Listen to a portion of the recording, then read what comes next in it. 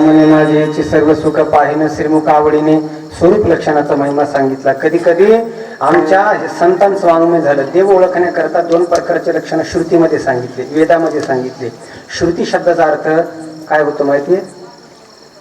श्रुती शब्दाचा अर्थ आपण रोज म्हणतो की नाही हरिपाठामध्ये काय म्हणतो? वेदशास्त्र प्रमाण म्हणा, म्हणा माझ्या मंडळी वेदशास्त्र प्रमाण. पुढे काय?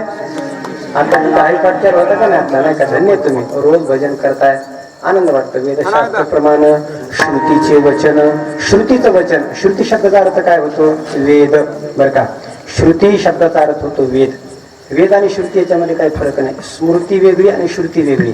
आपल्याकडे ते तीन प्रकारचे ग्रंथ सांगितले, श्रुती, स्मृती आणि पुराणम. श्रुती, स्मृती, पुराणम नाही का? आपल्याकडं ज्यावेळेस संकल्प सोडायचा आहे त्यावेळेस ब्राह्मण देवा काय म्हणतात? श्रुतीचा, स्मृतीचा आणि पुराणाचा हे तीन प्रकारचे संकल्प सोडले जातात. आपल्याकडे भारतीय संस्कृतीमध्ये आणि भारतीय तत्वज्ञानामध्ये किंवा हिंदी संस्कृतीमध्ये या सगळ्या ग्रंथाची रचना तीन प्रकारे केली जाते. एक आहे श्रुती ग्रंथ. श्रुती ग्रंथ म्हणजे काय? श्रुती शब्दाचा अर्थ तीन होते. श्रुती शब्दाचा पहिला अर्थ आहे टाळ नाही का? नाही सॉरी, विना नाही का? लावणी, मृदंग, श्रुती. श्रुती म्हणजे काय? लावणी. श्रुती शब्दाचा अर्थ होतो विना नाही का? श्रुती शब्दाचा अर्थ विना. श्रुती वादन म्हणतात त्याला. श्रुती वादन म्हणजे काय? विना वादन. लावणी, मृदंग, श्रुती, टाळ, घोष. त्या विण्याला शब्द आहे बरं का? त्या विण्याला काही काही स्वतंत्र शब्द आहेत नाही का? असा संत वाङ्मयातला एक शब्द आहे विण्याला, श्रुती आहे. विना शब्द क्वचित आला परंतु अन्य काही अर्थाने शब्द आले नाही का? तसा दिंडी अर्थ आहे बरं का? ते म्हणतात दिंडी काय नाही का? टाळ, दिंडी घेऊन हाती. हातात काय काय घ्यायचंय? टाळ घ्यायचा आहे. पुन्हा दिंडी हातात घ्यायचा ती काय? हा, दिंडी शब्दाचा अर्थ होतो विना बरं का? दिंडी, टाळ, दिंडी, हाती, गाणे, दिंडी. श्रुती शब्दाचा अर्थ पहिला आहे कान, दुसरा आहे विना आणि तिसरा आहे वेद. श्रुती शब्दाचा अर्थ होतो श्रवण करणं. श्रुती म्हणजे कान नाही का? आणि त्या कानानं जे ऐकलं जातं त्याला म्हणायचं ती ब्रह्मविद्या. ती कानातच ऐकायची असते. जीवाचं कल्याण करण्याकरता कानामध्ये जर ब्रह्मविद्या ऐकली तरच कल्याण होतं, अन्यथा होत नाही बरं का? दुसऱ्या कोणत्याही साधनानं कल्याण होत नाही. तत्वमस्यादी वाक्याची वाणी, तत्वमसी फक्त कानात ऐकलं आणि गुरुच्या मुखातून जर तत्वमसी वाक्य नाही ऐकलं तो जीव कधी मुक्त होऊ शकत नाही. त्याला तत्वमसी वाक्यच ऐकावं लागतं, ते कानातच ऐकावं लागतं आणि ते गुरुच्या मुखातूनच ऐकावं लागतं, दुसरं काही नाही. म्हणून कान फार महत्वाचे नाही का? मी नेहमी प्रश्न विचारतो, कान महत्वाचे हो संसारामध्ये, परमार्थामध्ये कान महत्वाचे आणि संसारात काय महत्वाचे? संसारात परमार्थामध्ये बाकी नसलं काहीतरी चालते पण कान महत्वाचे बरं का? आता संतांचे वडील आहेत, संतांच्या वडिलाला अजिबात दिसत नाही,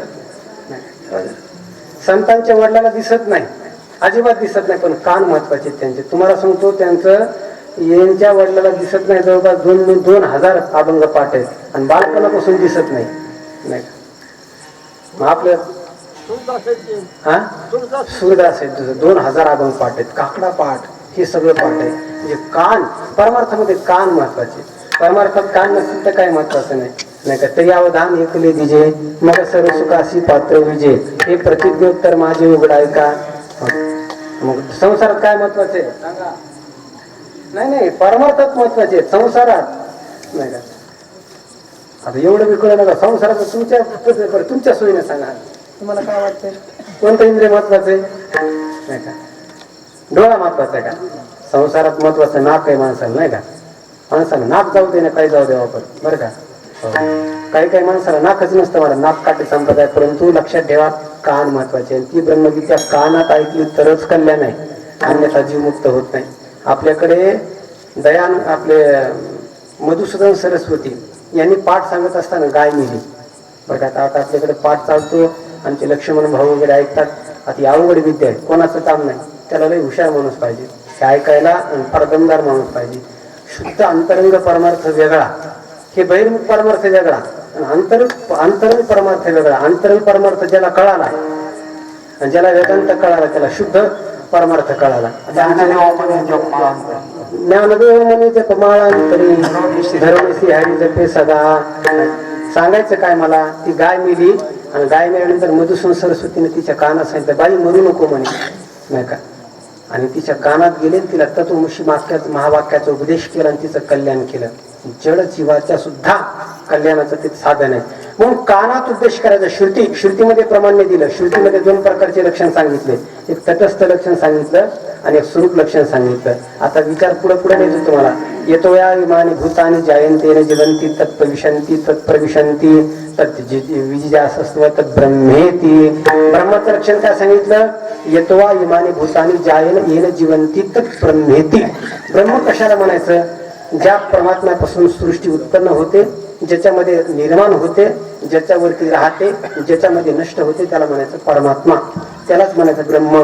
काय काय सांगितलं?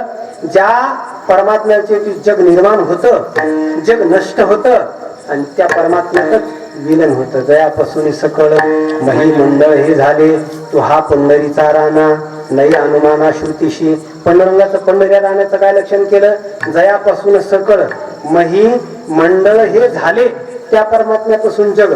जेणे हे विश्व निर्मिले, महर्षी देवा संस्थापिले, 21 स्वर्गाचे धरिले, सत्ता मात्रे हाती आपुलिया.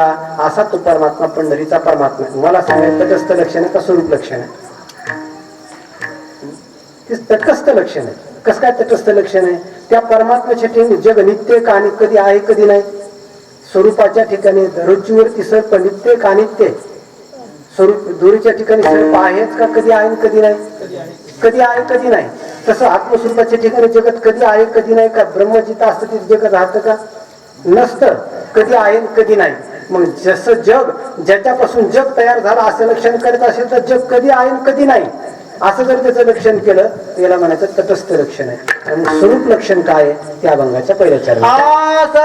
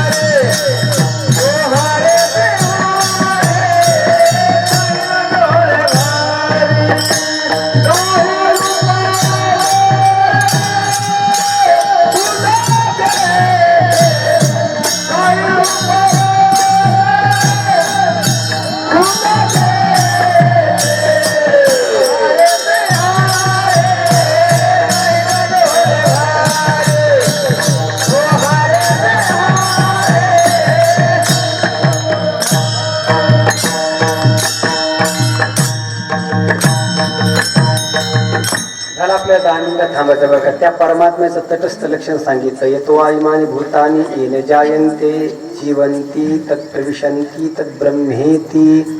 वेदानं काय सांगितलं? कठोपनिषद सांगते बरं का. वेदातले मंत्र इथे वेद सांगतो ज्या परमात्म्यापासून सगळं झालंय तटस्थ लक्षण सांगितलं. स्वरूपाचं लक्षण सांगितलं. काय लक्षण सांगितलं? सत्य ज्ञानानंत गगनाचे प्रवर्ण नाही रूपवर्ण गुणते ते ज्ञानोबाऱ्यानं सांगितलं, ते वेदानं सांगितलं. याचा अर्थ आहे ज्ञानोबाऱ्यांची वाणी वेदवाणीच आहे बरं का. वेदामध्ये हे ज्ञानोबाऱ्यांच्या गाथ्यात जशाला तसे शब्द आहेत. काय शब्द आहेत त्या ब्रह्माचं लक्षण सांगताना?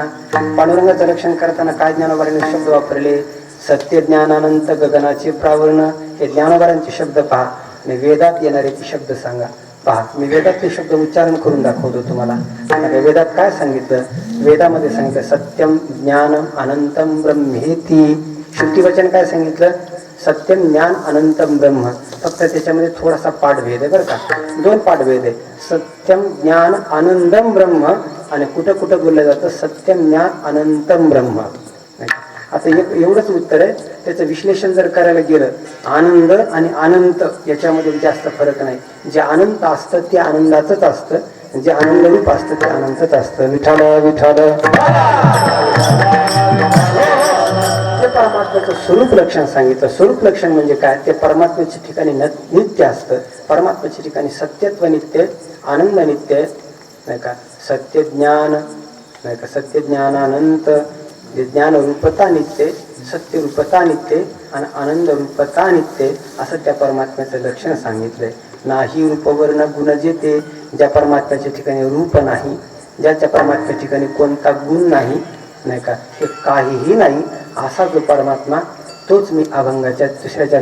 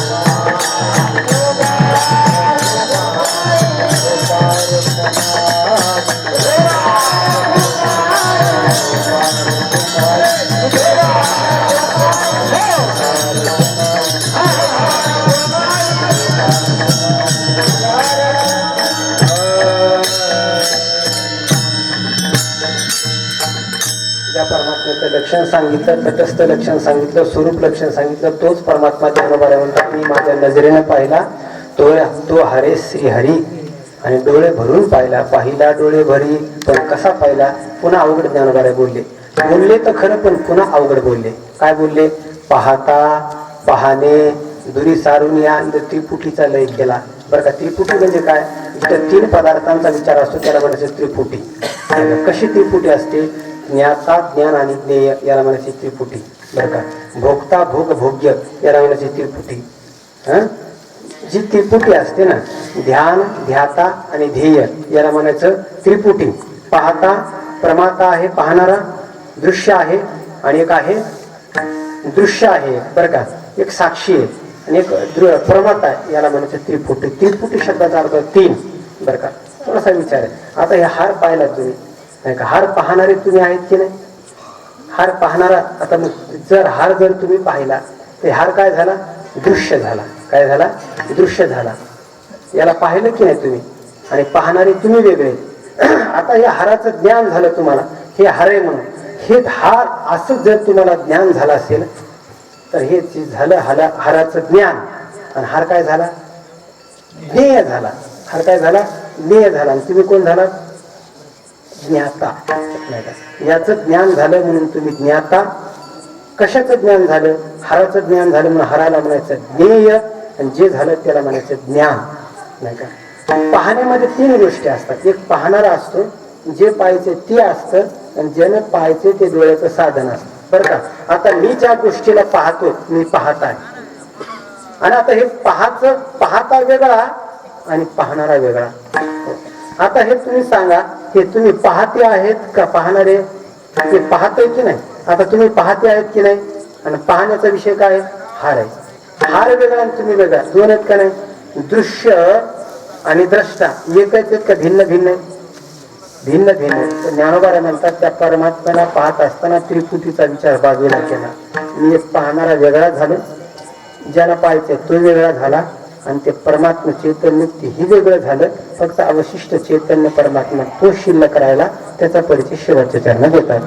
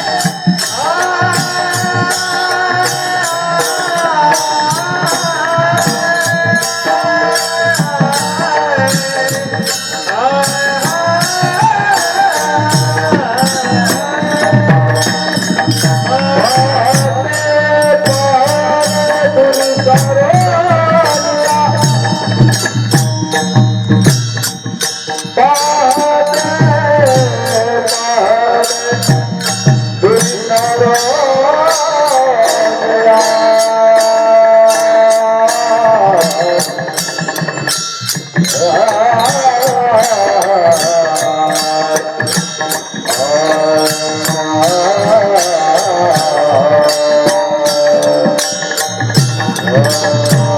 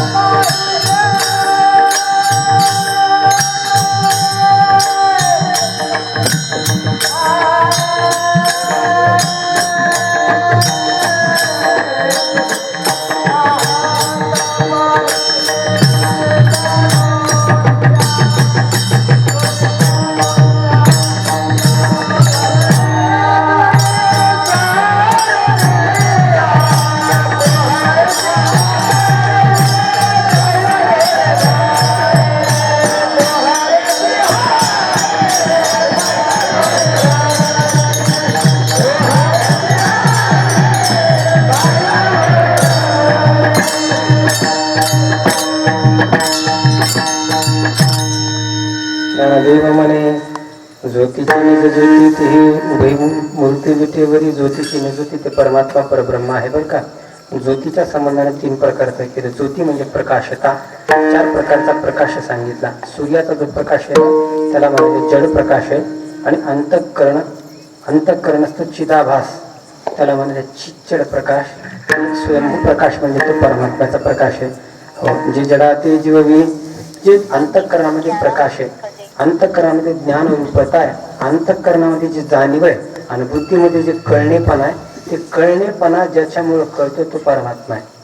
अर्थात त्या परमात्म्याचं प्रतिफल, तो परमात्म्याचा सामान्य प्रकाश त्या विशेष भावाला प्राप्त नसता झाला तर जगात आपल्याला काही कळायला नसतं नाही का. त्या परमात्म्याच्या बाबतीत सामान्य रूपता, तिला ज्योतीची निज ज्योत म्हणतात बरं का. ते सामान्य चैतन्य आहे, ते उदासीन चैतन्य. ज्ञानोबा हरिपाठामध्ये त्याचं वर्णन करताना जाणीव नेणीव भगवंती नाही. परमात्म्याला काही कळतं असंही नाही आणि काहीच कळत नाही असंही नाही. ते कळणं आणि न कळणं त्याच्या पलीकडचं आहे. परंतु कळण्याचा धर्म तो बुद्धीचा आहे. त्या बुद्धीचाही उपाधीपेक्षा तो परमात्मा वेगळा आहे नाही का. पण ती परमात्म्याला जे कळणं असतं ना, ते कळणं कोणाचं आहे? अंतःकरणामध्ये चिदाभास कोणाचा आहे? चिदाभास कोणाचा आहे? अंतःकरणामध्ये चिदाभास तो परमात्म्याचा आहे बरं का. आणि तो चिदाभास म्हणजे ज्योत आहे आणि त्या ज्योतीचं ही निज ज्योत तो परमात्मा आहे. आणि असा परमात्मा हा काही ईश्वर चैतन्य नाही, तो ब्रह्म चैतन्यच आहे. ज्ञानोबा म्हणतात तो प्रत्यक्ष परब्रह्मच आहे. म्हणून ज्ञानोबा म्हणतात त्याला ईश्वर चैतन्य म्हणून अवमानित करू नका, ईश्वर चैतन्य म्हणून त्याला सामान्य समजू नका. तो परमात्मा ब्रह्म चैतन्यच आहे. अर्थात ब्रह्म ही ज्योतीची निज ज्योत असते. तसाच हा परमात्मा पांडुरंग परमात्मा. ज्ञानदेव म्हणे ज्योतीची निज ज्योती, पण ती कुठे? ती ही उभी मूर्ती विटेवरी. काय हा अभंग गाथा भजनाच्या शेवटी म्हटलं जातो बरं का. हा अभंग आहे ना, गाथा भजन झालं की म्हणायचा अभंग आहे. संताला पाठ आहे नाही का. त्यांच्या वडिलांनी गाथा भजन वगैरे केलेलं आहे आणि हा अभंग प्रसिद्ध आहे. संप्रदायाच्या परंपरेतला अभंग आहे आणि पहिल्या दिवशी हा चिंतनाला घ्यायचा अभंग आहे. मी तुम्हाला असंच बोललो जे तुम्हाला काही कळायला नाही, असंच आहे ना. पण मला वाटलं तुम्ही 2-4 जण झोपी जाणार, जो म्हणजे झोपत नव्हती तोपर्यंत बोलायचं होतं. तुम्ही काय झोपत म्हटलं आता जाऊ दे आपणच आखडलेलं बरं. मला वाटलं 2-4 जणांना झोप लागली तर आपण आखडतं घ्यायचं. परंतु सगळ्यांचे चेहरे प्रसन्न आहे. जरी हा विचार सगळा कळत जरी नसला तरी तुम्ही समजावून घेण्याचा प्रयत्न केला बरं का. परंतु दुर्गाचा बरोबर आहे ना नाही का. कळण्याचा हे कळून घेतलं पाहिजे. कधीतरी सत्य कळाल्याशिवाय आपलं कल्याण होणार नाही. कल्याणाचा मार्ग प्रशस्त करण्याकरता शिवतीनं सांगितलं सत्यम, त्या सत्याला कधीतरी जाणा आणि जाणलं तरच कल्याण होणार आहे. आणि सत्य कळण्याकरता आपण प्रयत्न केला पाहिजे. चरवेती आपण त्या मार्गाने पदानुगमन केलं पाहिजे. आणि त्या परमात्म्याची कृपा झाली ते कळतच असतं बरं का.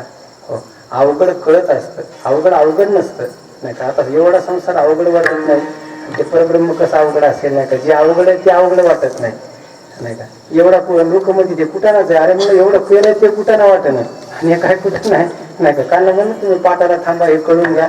1-2 दिवस लोक थांबतील, कोणाला महाराज ते कुठाना जावं. आता एवढा वाढलेलं ते कुठाना नाही आणि तर ब्रह्मज्ञानच कुठाना का महाराज त्याच्यासारखं तर सोपं नाही नाही का. ज्ञानोबाने त्याला सांगितलं वेदांत तो महारसू मोदक निर्वे नाही का. तो मोदक आहे, सगळ्यांना आनंद देणारा. परंतु ज्याला आजार झाला, जसं त्याला साखर गोड लागत नाही तसं ज्याला विषयासक्तीचा आजार झालाय त्याला हे तत्वज्ञान जरी गोड वाटत नसते. एखाद्याला ताप आली आणि ताप आलेल्या व्यक्तीला साखर कडू वाटली तर काय करावं? उत्तर दुसरं नाही, त्यानं साखरच खात राहायची. खाता ती कडू साखर गोड लागते. तसा परमार्थच करीत राहायचा. करता तो कडू परमार्थ एक दिवशी आपल्याला सुद्धा मधुर लागणार आहे. त्याची गोडी कळणार आहे आणि तिची गोडी कळाली की जीवाचं त्याच्यामध्येच कल्याण आहे.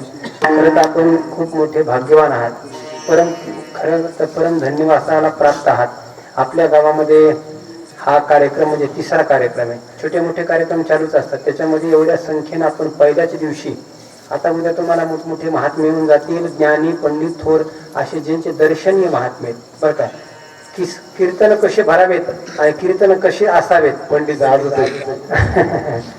आम्ही काय नाही नावाचे पंडित आहे. तो का म्हण नाही का पंडित म्हणता भला नाही का. पण तुकोबाराचं नाही ते नाही. पंडित म्हणता भला, पंडित म्हणता वाटे सुख तरी देखतात वावगा मूर्ख, असा तुकोबाराचं म्हणे. तर वास्तविक त्या ठिकाणी गबर हो म्हणाले तसं आज माझ्याकडं सेवा फक्त त्या ठिकाणी ही सेवा मला तर खरं मी म्हणालो होतो आता नको. निवृत्ती महाराजांनी सांगितलं, लक्ष्मण भाऊनं सांगितलं म्हणजे तुम्ही आता कीर्तन सेवा ही करा. मी त्यांना हो म्हणलं, तर इथं आल्यानंतर पुन्हा ते म्हटले नाही तुम्हालाच करायचं लागते. परंतु चला संतांची सेवा आहे, संतांची सेवा टाळू नये. अन्यथा आपण कीर्तन आम्ही टाळतोय. कारण सगळ्यात आता महत्वाचा उपक्रम आपला फिरता ज्ञानेश्वरी पारायण सोहळा. कीर्तनाचं काही नाही, चालत राहतील कीर्तन मी नाही केलं तरी उभे कीर्तन करायला डायरेक्ट घेऊन उभे आहेत वाट बघायला सुंदर ध्यान म्हणून. पण आता त्याची अडचण नाही. पण आपलं जे चालवायचे ते फिरता ज्ञानेश्वरी पारायण सोहळा हाही उपक्रम चालू आहे आणि तुम्ही सगळे त्याला धन्यवादाला प्राप्त आहे बरं का. आपल्या गावामध्ये त्याला मोठं सहकार्य झालं. त्याच्या काही गावांमध्ये मोठं सहकार्य झालं.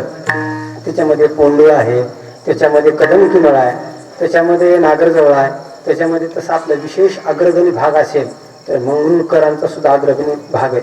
आपल्याकडे येणारी संख्या विशेष रूपानं होती आणि आपल्या स्वतःच्या वाहनानं कोणाचं काही त्याने स्वीकारता आपण आला. त्याच्याबद्दल कृतज्ञता प्रकट करण्याकरता सुद्धा आम्ही आलो. तुम्ही काही उपाय घेतला नाही. मला माहित नाही तुम्ही गावात पट्टी केली, कलेक्शन केलं, परंतु आमच्यापर्यंत ओघळ येऊ दिला नाही सप्त्यापर्यंत. ही तुम्हाला धन्यता आहे. काही ना तर त्या काही तेलाचं सुद्धा घेतलं नाही, काही तेलाचं घेतलं. जसं जमेल तशी आपण त्या ठिकाणी सेवा करण्याचा प्रयत्न केला आणि ती सेवा आतापर्यंत चालूच आहे बरं का. आता आणि त्या ठिकाणी लक्ष्मण भाऊ निवृत्ती महाराजाचं एवढं थांबायचं नाही. आता नारळ घेतलेले तुम्ही ना कार्यकर्ते तुम्ही मुख्य बरोबर आहे ना. आता हा परभणी तालुक्यामध्ये सोहळा चालू. या कार्यक्रमाची विशेषता बघा, ज्ञानोबारांची जिथं जिथं पालखी चालली तिथं काही महत्वाचे काम होतात. आता वाकडीला पालखी आहे, वाकडी बघा भागवताची, त्या वाकडीमध्ये त्यांनी सांगितलं जसं गाव स्थापन झाले तसं पारायण झालं नाही. पण तुमच्या पारायणाच्या निमित्तानं आमच्या गावात पहिल्यांदा पारायण झाले आणि ती सुरुवात आज सकाळी झाली. म्हणजे ज्या गावात कधी पारायण झालं नाही, ज्या गावात कधी चिंतन होत नाही अशा ठिकाणी पारायण होत आहेत. परभणी तालुक्यात एक पालखी आहे आणि परभणी शिरूर तालुक्यामध्ये अशी पालखी आहे. तुम्हाला विनंती आहे, तुम्हाला जवळ गाव आहे, माऊलीच्या दर्शनाला जात जा. ज्ञानोबारांची पालखी मग चालता बोलता चमत्कार आहे. काय चमत्कार अनुभवाला आले हे मलाच माहिती आहे नाही का. ज्ञानोबारा म्हणजे असेल हातात जसे एखाद्या आईनं मुलाच्या हाताला धरावं आणि चालवायला शिकवावं तसे ज्ञानोबारांची सेवा केली की ज्ञानोबारा हाताला धरून शिकवतात. पैशेमध्ये ती सांभाळी तुका म्हणे धेनू, तुका म्हणे वत्स धेनूची चित्ती पैशेमध्ये ती सांभाळी. ज्ञानोबारा म्हणजे प्रत्यक्ष आई आहेत. एखाद्या लेकराला कसं संगोपन करावं जेवणाच्या डब्यापासून सोय लावतात ज्ञानोबारा. तुम्हाला सांगतो इतकं सगळं ज्या ज्ञानोबारांचे प्रेम आहे. म्हणून ज्ञानेश्वरी सोडू नका. ज्याने ज्ञानेश्वरी सोडली नाही आज नाही उद्या तो चमकून राहणार, चमकणार, लक्षात ठेवा. ज्याने ज्ञानेश्वरी सोडली नाही, ज्याने ज्ञानेश्वरीला एकदा धरलं आणि तिच्या चरणामध्ये साष्टांग प्रणिपात केला, तुम्हाला सांगतो तो आज नाही उद्या कल्याणाला प्राप्त होणार म्हणजे होणार. ज्ञानोबारांची कृपा त्याच्यावरती निश्चित निश्चित निश्चित होणार, यात कोणताही संशय नाही. म्हणून आपण त्या ज्ञानेश्वरीची सेवा केलेली आहे, ज्ञानेश्वरीची सेवा करत आहात. या ठिकाणी सुद्धा ज्ञानेश्वरी पारायण चालूच आहे बरं का. काही काही गावाला या पारायणाचा इतका गंध लागला आणि ज्ञानोबारांची कृपा झाली. यांच्या गावामध्ये 265 लोक होते पारायणाला. 265 लोक आपापल्या वाहनानं आले आणि वाहनाला गेले. आता त्या गावामध्ये तुम्हाला सांगतो खूप छान आहे. आता तुमचा जसं सत्ता चालू आहे तसं त्या ठिकाणी सुद्धा सत्ता चालू आहे. 40 लोक पारायणाला बसले आणि या ठिकाणी सुद्धा दिव्य मंडप आहे. आल्याची एवढं भव्यता मंडपाची सुंदर असं आपली संख्या. आणि आता दररोज येत जा. स्वामीजींचं कीर्तन आहे, माऊलींचं कीर्तन आहे, त्याच्यामध्ये रमेश बाबांचं कीर्तन आहे, गुरुजींचं कीर्तन आहे. असे थोर महात्म्याचे कीर्तन आहेत, कार्यक्रम आहेत. म्हणून इथं आल्यानंतर या भूमीला पदस्पर्श करण्याचा माझा त्या ठिकाणी योग आला आणि सेवा घडली. आपल्या सर्वांचा त्या अनुग्रह आहे. फक्त या ठिकाणी एवढीच विनंती, हा सोहळा मात्र कंटिन्यू चालू ठेवा बरं का. आता तिथं आपण सगळा सार्वजनिकच कार्यक्रम झाला. खरं तर पहिले भक्तगण करत होते, परंतु आपण सगळेच बाबांचे भक्त आहेत आणि बाबांची अतूट श्रद्धा आहे. त्याच्याकरता आपण सगळे त्याच्यामध्ये सहभागी झालात. ज्यांनी ज्यांनी सेवा केली त्यांना खूप धन्यवाद बरं का. आता आपल्या गावामध्ये तरुण मंडळी सुद्धा त्या ठिकाणी अविरतपणे काम करतात. आमच्या संस्थेची सगळ्यांचा असा घनिष्ठ समन्वय प्रस्थापित झालेला आहे. असाच संबंध टिकत राहावा. मी तर कीर्तन नको म्हटलं होतं. कीर्तन फार महत्वाची गोष्ट नाही. मी कीर्तनाला शक्यतो टाळतोच. कीर्तनापेक्षा हे आपलं प्रेम, आपला अनुग्रह, आपली छाया ही फार महत्वाची आहे. कारण आपल्याला जे करायचे ते साध्य फार मोठं आहे, वेळ फार कमी आहे. म्हणून आपण जे हाती काम घेतलेलं आहे ते आपल्याला नेणं गरजेचं. जसं छत्रपती शिवरायांनी जे धर्मरक्षणाचं काम केलं तीच आपल्या युवकांवरती आता जिम्मेदारी आहे. तेच काम आपल्याला युगात पुढे न्यायचंय आणि त्या कामाच्या मध्ये आपण सगळे सहभागी आहात. असंच आपलं सहभाग नित्य असावा. आमच्या सोबत असलेले आपल्या पारणाचे स्टार प्रचारक आणि ज्यांना म्हणतो असे संत आहेत नाही का, नित्य त्यांची सेवा अद्यापही पारायणाची चालूच आहे आणि ती पुढे राहणारच आहे. त्याच्यामध्ये अनेक लोकांनी नाही का, त्या दिवशी दुर्गादास भाऊंचा फोन आला. त्याने सांगितलं महाराज नाही का या सोहळ्यासाठी काही सेवा करू का? ती म्हटलं करू, प्रसंगी तसं आपण जशी जशी हे होईल तसे करत जाऊ. अनेक लोकांचे फोन येतात, काय कमी आहे काय असेल तर सांगा. आणि हा कार्यक्रम म्हणजे निष्काम कार्यक्रम आहे. हो, शेलू तालुक्यात एवढा कार्यक्रम जोरदार चालू आहे. त्या लोकांना तर त्याचं एवढं आपूप वाटायला तो तसं बाबांचाच भाग आहे, तुकोबाबाचाच भाग आहे. ते शेलू जिंतूर भाग म्हणजे इतके खुश व्हायले ते लोक. त्याला वाटलं आम्हाला काय धन दिलंय, तितकी त्यांची सार्थकता आहे. असणाऱ्या सोबत श्री हरिभक्तपरायण जनार्दन महाराज आहेत, श्री हरिभक्तपरायण आमचे अंगद महाराज आहेत नाही का. त्या ठिकाणी संस्थेतील विद्यार्थीगण आहेत, सगळे आहेत. तर यांना खूप खूप धन्यवाद. झालेली सेवा परमात्म्याच्या चरणारविंदी समर्पित करू आणि येथे सेवेला पूर्णविराम. ज्ञानेश्वर